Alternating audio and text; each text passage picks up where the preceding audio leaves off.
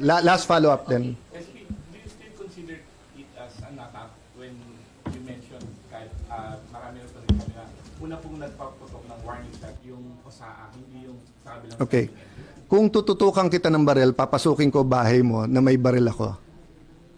Nag-warning shot ka, pinutukan kita pabalik. Is it not an attack? Sorry but I don't think there's any question. The Senate is under attack, was under attack. All of you, your lives were in danger last night.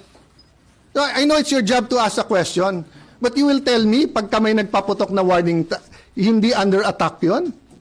My God. We're a democracy. This is the Senate of the Philippines. Please naman.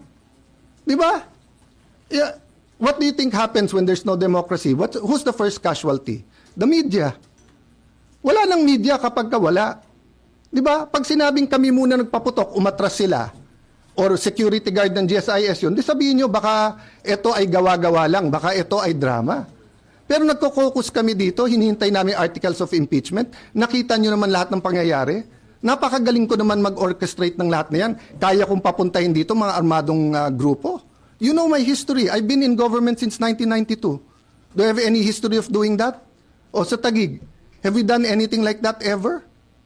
No, so, excuse me, I mean, I'm not taking offense at the question, but, you know, if you have any doubt, you're doubting our democracy, you're not doubting my statements.